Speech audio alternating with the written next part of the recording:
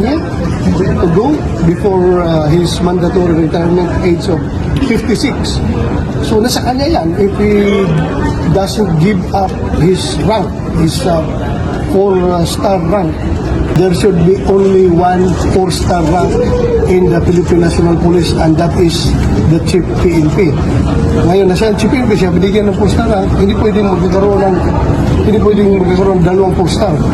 So, paritarin mo na siya bago ma-4-star yung i-appoint na bagong Chief PNP. Kung pipilitin mo siyang mag-retire, that would be against the law.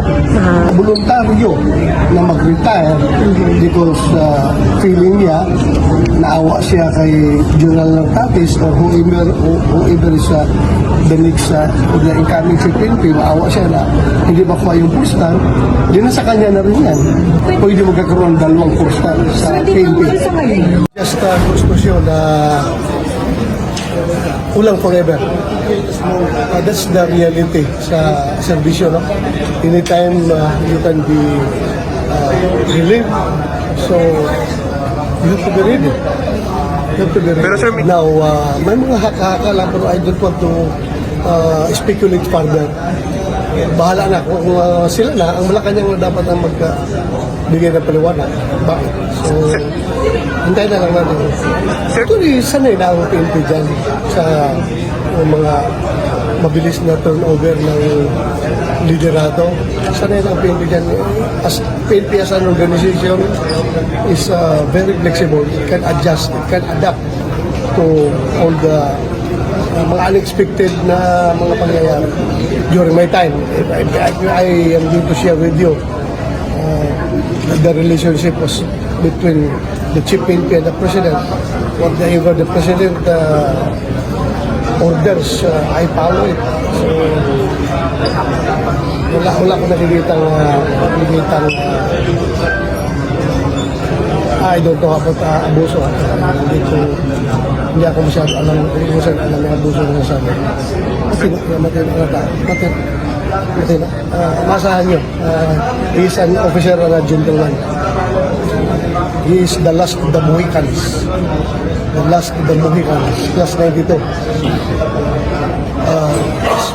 The power to appoint and designate officers to different positions lies with the Chief PNP. As far as I know. pero hindi nyo ginawa yun, sir, ng time niya. Ginawa ko yan. Ginawa nyo rin. Ginawa ko yun. But of course, with the clearance from Malacanang. Okay. So, I have to be clear about it. Galit ako sa kanya, sa ginawa niya, kay Pastor Apollo Kibuloy at kay President Duterte. Pero ngayon naawa ako sa kanya. Dahil after nung ginawa niya lahat-lahat, binigyan siya ng posisyon, tapos hindi baklang rin siya. Galit ako na naawa ako sa kanya. Because I've been there. What if ako ang nandyan, nakaupo, at sinunod ko lahat ng orders ng nagbibigay ng orders sa akin. Lahat na ginawa ko. Kahit na yung bordering to illegal acts, unconstitutional acts, questionable acts. Ginawa ko na lahat. Pagkatapos, ngayon, tanggalin lang niyo ako ng unceremoniously. That's my opinion as a former Chief PNP. Ganun na yung feeling ko. But then, it doesn't erase na talaga masama ang loob ko niya sa kanya, sa ginawa niya panahon pa ni Pastor Kibuloy at panahon ni President Duterte yung ginawa niya. Masama ang loob ko sa kanya. But right now, naawa ako sa kinalalagyan niya. In this case, is very unique because he still has more than 1 year to go before his mandatory retirement age of 56. So nasa kanya yan if he doesn't give up his rank, his 4-star rank, ay pwedeng ang Chief PNP or yung magiging acting Chief PNP is will be holding a 3-star rank only. Because andyan pa yung hindi pa retired yung 4-star rank holder. Because according to the law, there should be only one 4-star rank in the Philippine National Police, and that is the chief PNP. Ngayon na siya ang chief PNP, siya binigyan ng poster na hindi pwedeng magkakaroon ng dalawang poster. So paritarin muna siya bago ma-poster yung i-appoint na bagong chief PNP. So, ang magiging PNP chief 3-star.